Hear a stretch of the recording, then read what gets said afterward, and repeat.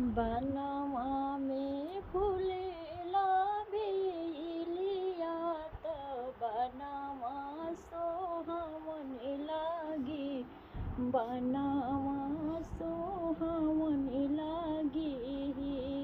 बहियाला पवेली मालिनिया त आजू फुलवा लोढ़ब। आजू फुलवा लोढ़बही। मरवा में बोलेले सुंदर बेटी मड़वा सोहावन लागी। मड़वा सोहावन लागी। बहियाला पवेले सुंदर बड़ आजू सुबवा बियाह बही। धीरे रहुई प्रभु जी धीरे रहू अवरु सबुरे रहुए।